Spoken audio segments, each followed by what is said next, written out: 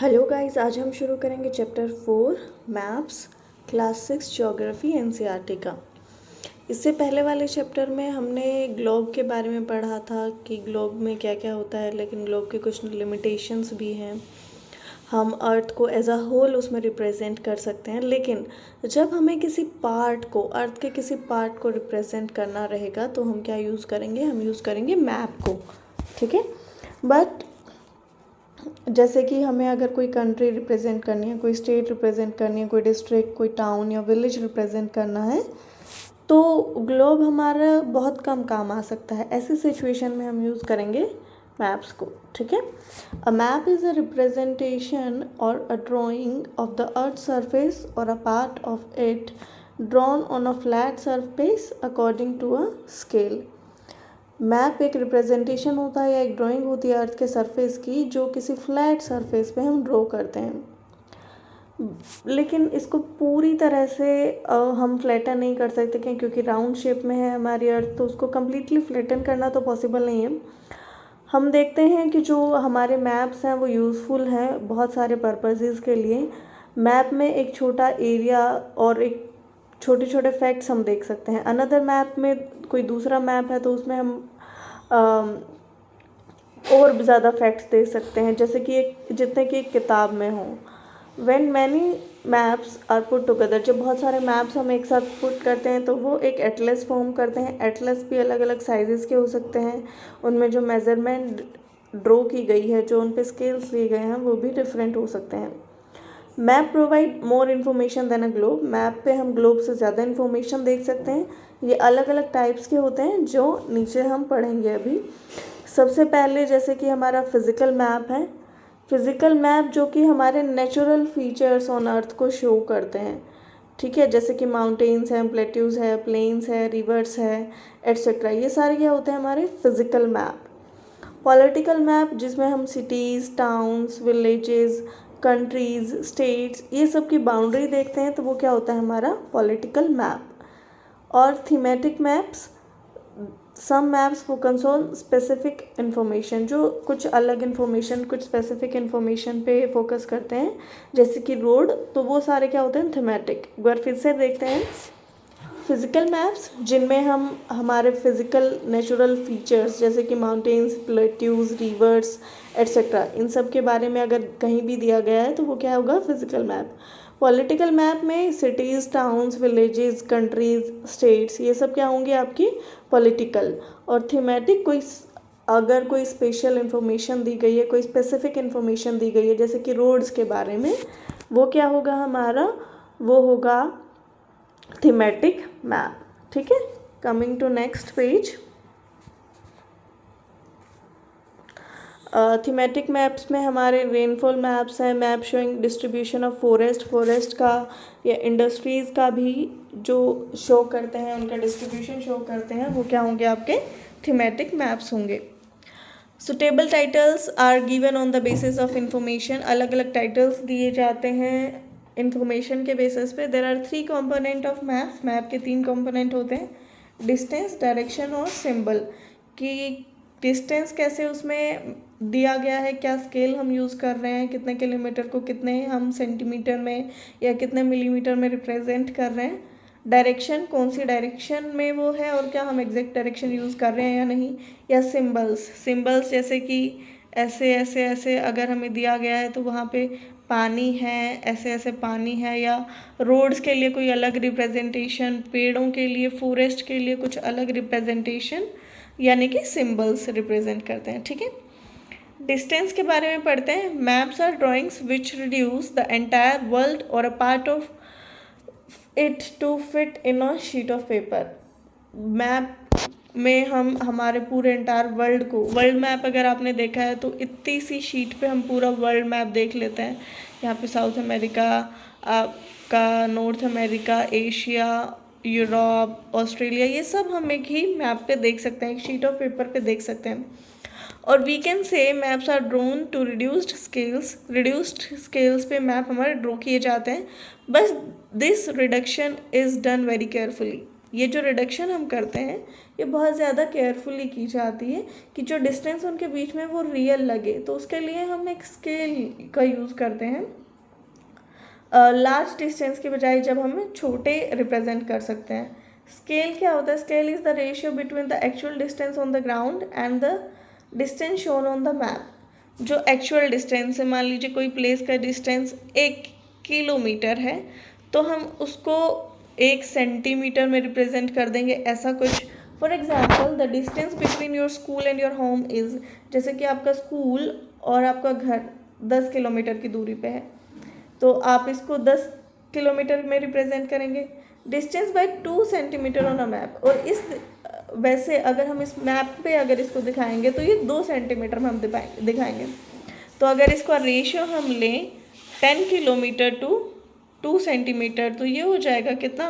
1, यानी कि 5 किलोमीटर अगर यहाँ पे है तो यहाँ पे कितना आ जाएगा? 1 सेंटीमीटर। ये क्या हो गया? आपका स्केल हो गया।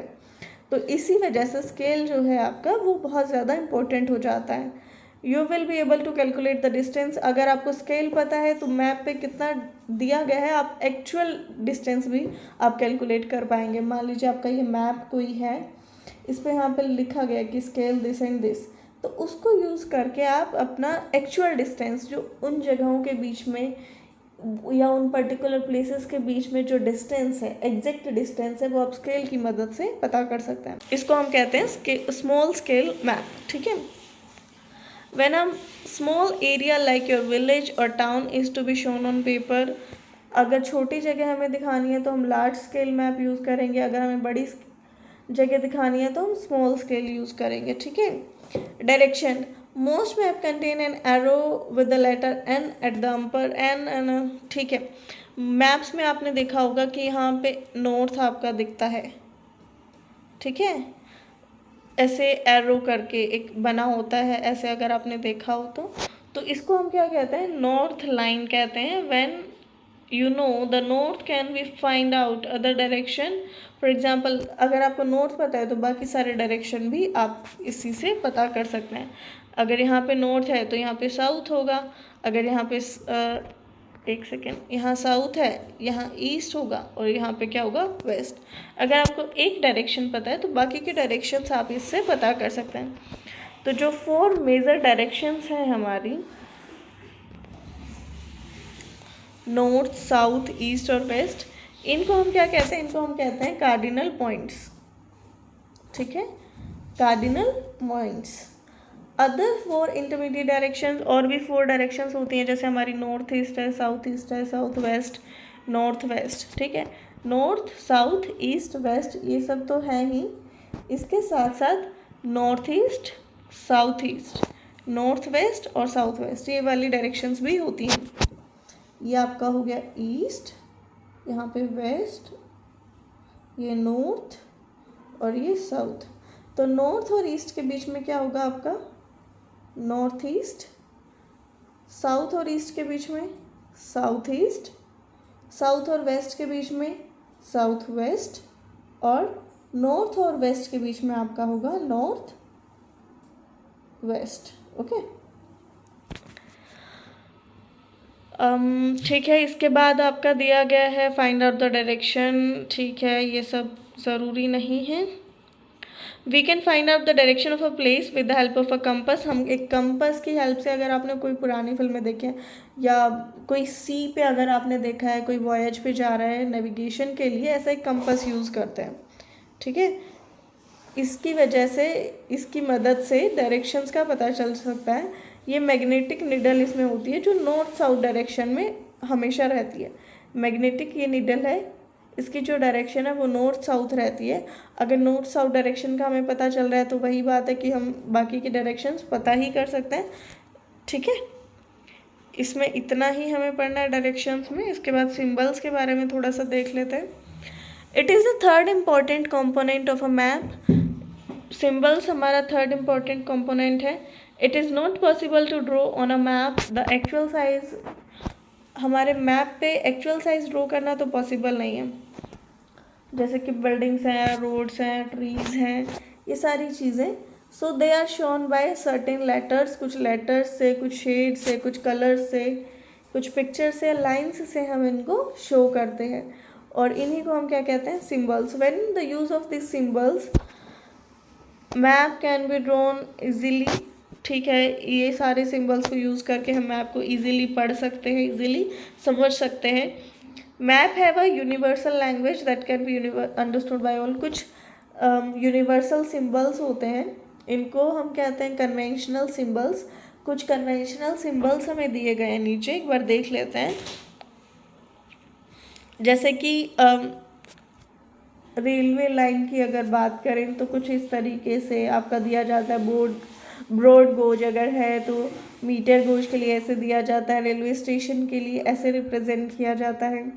रोड्स, अगर मेटल्ड रोड्स है तो ऐसे, अनमेटल्ड रोड है तो ऐसे रिप्रेजेंट करेंगे, ये डबल लाइन से, देन डबल डॉटेड लाइन से रिप्रेजेंट करेंगे। बाउंड्री, अगर इंटरनेशनल बाउंड्री है तो ऐसे थिक रिप्रेजेंट होगी, लाइन एंड डॉट करके।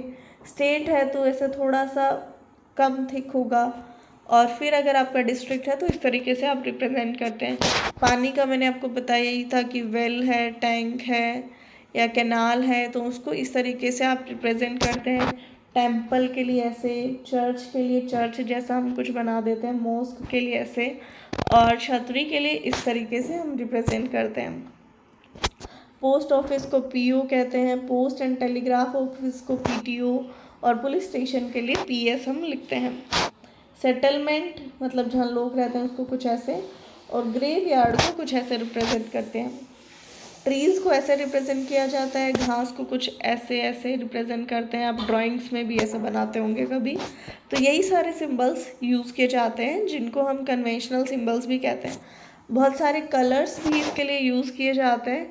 फॉर एग्ज़ाम्पल, जैसे कि ब्लू पानी के लिए होता है, ब्राउन माउंटेन के लिए, येलो प्लेट्यू के लिए, ग्रीन होता है आपके प्लेन्स के लिए। ठीक है, कमिंग टू नेक्स्ट,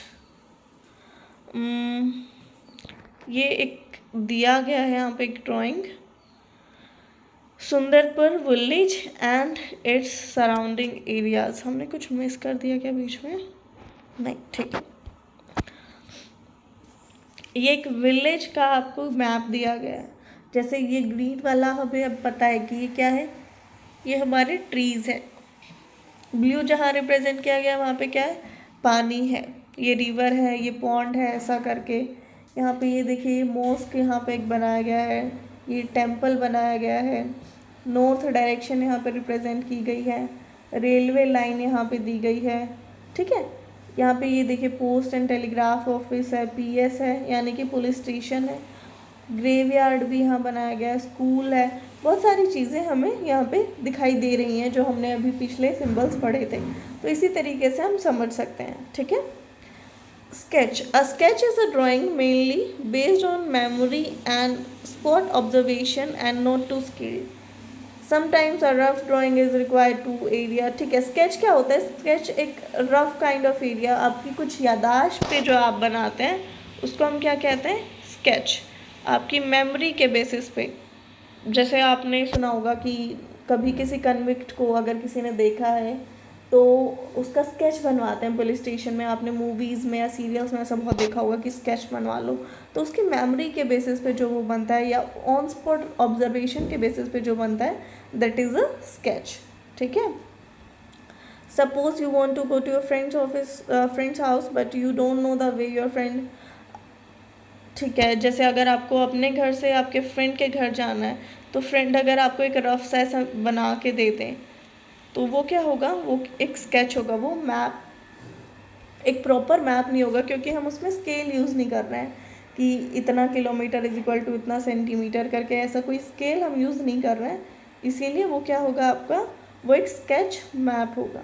ठीक है, आगे बढ़ते हैं। इसमें आगे एक प्लान दिया गया है। Plan is a drawing of a small area on a large scale.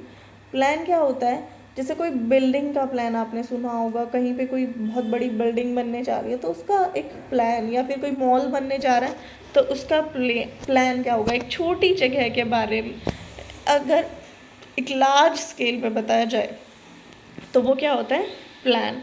But there are certain things that we sometimes want to know, for example the length and breadth of a room which we and shown at the time we can prefer a plan.